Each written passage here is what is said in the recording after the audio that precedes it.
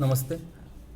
मैं डॉक्टर राजेश रसाल अभी एमए के द्वितीय वर्ष के छात्र छात्राओं की जो पाठ्यक्रम के संदर्भ में जूम ऐप पर हमारी चर्चा हो गई थी, तो उस सभा में कुछ प्रश्न छात्रों ने उपस्थित किए थे, उनका मैं समाधान देने का यहाँ प्रयास कर रहा हूँ।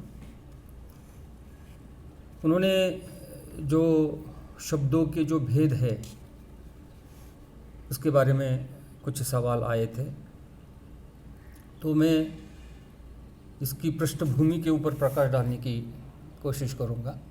सबसे पहले मैं ये बताना चाहूँगा कि व्याकरण की दृष्टि से जो शब्दों के भेद दो बताए जाते हैं, तो ये कैसे है ये मैं आपको समझाना चाहूँगा।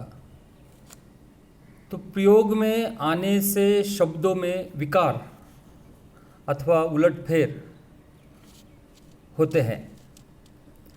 विकार या उलटफेर होने के कारण उनके रूप परिवर्तित हो जाते हैं, उनके रूप बदल जाते हैं, जैसे कि बालक, बालकों, बालकपन, बालिका आदि।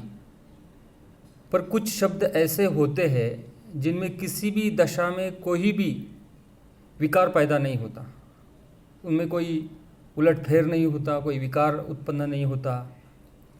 उन शब्दों को अगर हम देखें तो वो इस प्रकार है: जल्दी, और, बिना आदि।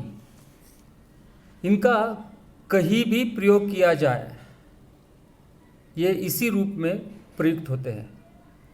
इसमें कोई उलटफेर या कोई बदलाव इनमें होता नहीं है, कोई विकार इनमें उत्पन्न नहीं होता।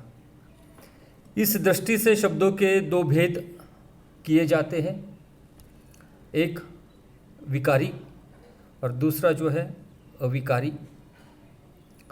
विकारी वे शब्द जिनमें प्रयोगवश विकार पैदा होता है, उसमें प्रयोगवश विकार पैदा होता है, उसमें वो शब्द परिवर्तित हो जाते हैं, उसमें उलटफेर हो जाता है। ऐसे शब्दों को हम विकारी शब्द कहेंगे। दूसरा अविकारी। अविकारी जिनमें प्रयोग के बीच कोई विकार उत्पन्न या पैदा नहीं होता, उनको हम कहेंगे अविकारी। इन दोनों के भी चार भेद किए जाते हैं। विकारी शब्दों के भेदों को हम पहला देखेंगे। उसमें से पहला है संज्ञा। जो शब्द व्यक्ति, जाति, गुण या भाव नाम का बोध कराते हैं, उन शब्दों को या उनको हम संज्ञा कहेंगे। जैसे कि मोहन, लड़का, गाय, कान, विद्वान, नगर आदि शब्द है। दूसरा भेद है सर्वनाम। सर्वनाम जो शब्द संज्ञा के स्थान पर प्रयुक्त होकर उसका कार्य करे, उसे सर्वनाम कहते हैं। जैसे कि मैं, तुम, वह, मेरा, तुम्हारा, उसका आदि। तीसरा भेद है विशेषण। जो शब्द संज्ञा या सर्वनाम की विशेषता का बोध कराए उसे विशेषण कहते हैं। फिर से मैं दोहराता हूँ, जो शब्द संज्ञा या सर्वनाम की विशेषता का बोध कराए उसे विशेषण कहते हैं। जैसे कि ऊंचा, बड़ा, लाल, गहरा आदि। चौथा भेद है क्रिया। जो शब्द कार्य करने अथवा उसके होने का बोध कराए। जो शब्द कार्य करने अथवा उसके होने का बोध कराए उसे हम क्रिया कहते हैं। जैसे कि खाना, दौड़ना, उठना, लिखना, बैठना आदि शब्द उसमें आ जाते हैं। अब विकारी शब्दों के जो चार भेद है वो तो हमने यहाँ स्पष्ट किए हैं। अब दूसरा प्रकार है अविकारी शब्दों के भेद। तो अविकारी शब्दों के भेदों में पहला जो है वो क्रिया विशेषण आ जाता है। जो शब्द क्रिया या विशेषण की विशेषता का बोध कराए, फिर से दोहराता हूँ, जो शब्द क्रिया या क्रिया विशेषण की विशेषता का बोध कराए उसे क्रिया विशेषण कहते हैं। जैसे जल्दी, तेज, बहुत, धीमे आदि शब्द उसमें आ जाते हैं। जैसे कि अगर हम उसका प्रयोग करते हैं, जल्दी चलो, तेज मत बोलो, बहुत ऊंचा मकान, धीमे बहता चल आदि इसके अंतर्गत आ जाते हैं। दूसरा जो है उसको हम कहेंगे कि संबंध बोधक। संबंध बोधक में जो शब्द संज्ञा आदि का अन्य शब्दों से संबंध स्थिर करे।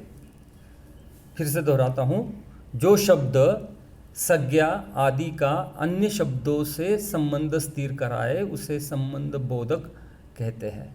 जैसे साथ, बिना आदि।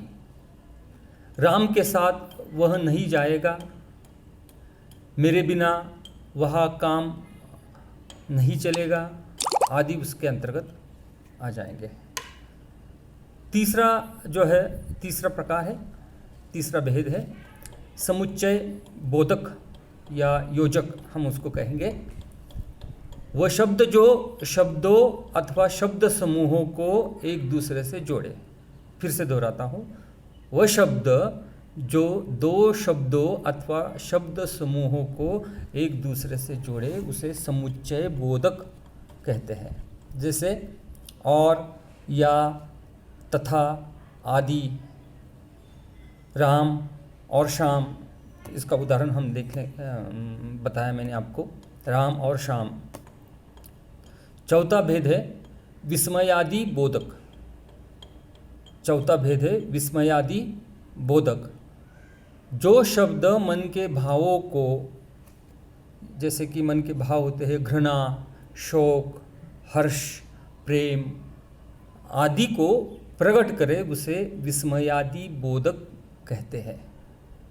जो मन के भावों को प्रकट करे, जैसे कि मैंने आपको बताया घृणा, शोक, हर्ष, प्रेम, इसको जो प्रकट करते हैं उसे विस्मयादि बोधक कहते हैं। कि जैसे वाह, आह, धत, तेरे, हाय, छी आदि शब्द जो है इसके अंतर्गत आ जाते हैं।